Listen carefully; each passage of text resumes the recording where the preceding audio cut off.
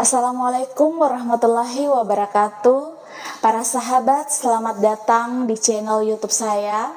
Perkenalkan, nama saya Linda Takamsi.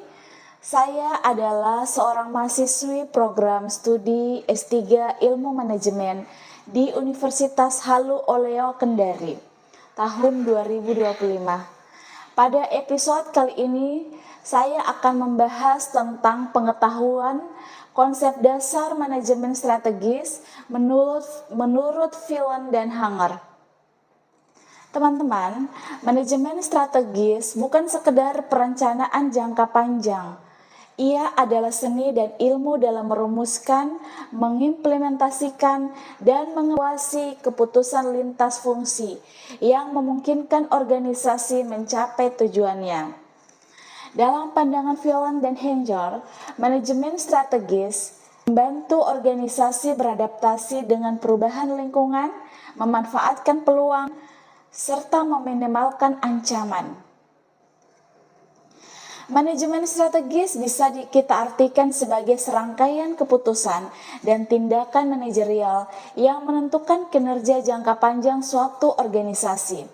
Jadi, kalau kita ibaratkan organisasi itu sebagai sebuah kapal, maka manajemen strategis adalah kompas dan peta yang menuntun kapal itu menuju tujuan yang diinginkan, meskipun ombak dan badai persaingan terus menghadang. Sekarang muncul pertanyaan, mengapa manajemen strategis penting? Dalam dunia bisnis yang dinamis dan kompetitif, perusahaan harus mampu berpikir jangka panjang dan beradaptasi cepat. Manfaat strategis membantu organisasi. Pertanyaan, mengapa manajemen strategis itu penting? Dalam dunia bisnis yang dinamis dan kompetitif, perusahaan hanya mampu berpikir jangka panjang dan beradaptasi cepat. Manajemen strategis membantu organisasi dengan beberapa aspek.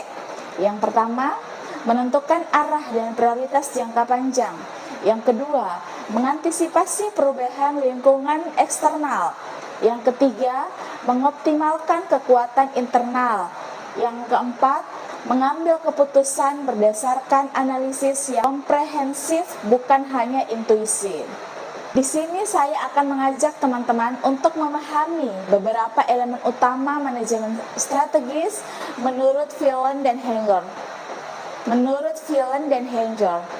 Nah, 4 elemen itu diantaranya, yang pertama, pemindaian lingkungan, perumusan strategi, implementasi strategi, dan yang terakhir adalah evaluasi serta pengendalian. Mari kita bahas satu persatu. Yang pertama, pemindaian lingkungan. Di sini organisasi harus jeli membaca situasi, baik dari dalam maupun luar. Lingkungan eksternal mencakup faktor-faktor ekonomi, politik, sosial, budaya, teknologi, hingga persaingan industri. Misalnya, bagaimana perubahan teknologi digital mempengaruhi bisnis retail. Sedangkan lingkungan internal meliputi struktur organisasi, budaya perusahaan, serta sumber daya yang dimiliki. Tujuannya sangat jelas, yaitu untuk mengidentifikasi peluang dan ancaman dari luar, serta kekuatan dan kelemahan dari dalam. Yang kedua, perumusan strategi. Setelah kita memahami kondisi internal dan eksternal sebuah organisasi, maka dimulailah menyusun rencana jangka panjangnya.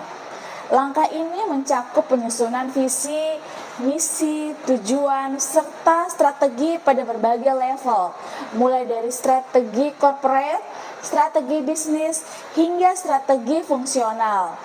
Contohnya, sebuah perusahaan teknologi bisa merumuskan strategi diferensiasi dengan fokus pada inovasi produk agar tetap unggul dari pesaing. Intinya, perusahaan strategi adalah tentang menjawab pertanyaan kemana kita akan pergi dan bagaimana cara kita sampai ke sana. Ketiga, implementasi strategi. Nah, di sini Strategi diuji apakah hanya sekedar sebuah tulisan di atas kertas atau benar-benar bisa dijalankan. Implementasi melibatkan penyusunan program, anggaran, dan prosedur. Kadang juga menuntut perubahan besar, misalnya restrukturisasi organisasi, pembentukan budaya kerja baru, atau penggunaan teknologi manajemen terbaru. Contohnya, strategi efisiensi biaya mungkin mengharuskan perusahaan meninjau ulang proses produksi agar lebih ramping dan hemat. Yang terakhir adalah evaluasi dan pengendalian. Di sini, organisasi menilai apakah strategi yang sudah dijalankan benar-benar menghasilkan kinerja yang diharapkan. Kalau ada perbedaan antara hasil yang direncanakan dengan hasil aktual, maka perlu dilakukan tindakan korektif. Evaluasi ini memastikan strategi tetap relevan dengan perubahan lingkungan yang sangat dinamis.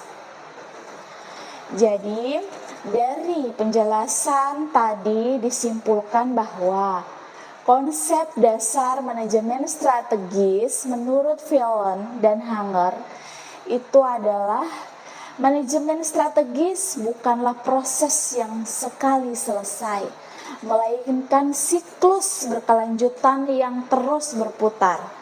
Dimulai dari pemindahan lingkungan, perumusan, implementasi, hingga evaluasi. Lalu kembali lagi melakukan penyesuaian. Strategi manajemen yang sejati tidak hanya mengejar keuntungan, tapi juga membangun keberlanjutan, kepercayaan, dan reputasi.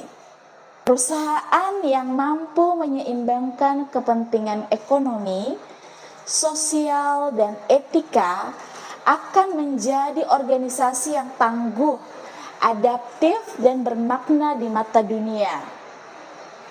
Jadi, ketika kita bicara strategi manajemen hari ini, kita sedang berbicara tentang bagaimana membuat bisnis tetap bertumbuh tanpa mengorbankan nilai-nilai kemanusiaan dan lingkungan. Dengan menerapkan manajemen strategis yang baik, organisasi bisa menjaga keunggulan kompetitif dan tetap bertahan, bahkan berkembang di tengah persaingan global yang semakin ketat. Teman-teman sekalian, itulah pembahasan kita hari ini tentang konsep dasar manajemen strategis menurut Phelan dan Hanger. Semoga penjelasan ini bermanfaat dan bisa menjadi bekal bagi kita semua yang ingin memahami lebih dalam bagaimana organisasi bisa sukses mengelola arah jangka panjangnya. Terima kasih sudah menonton dan mendengarkan video saya. Sampai jumpa di episode berikutnya. Assalamualaikum warahmatullahi wabarakatuh.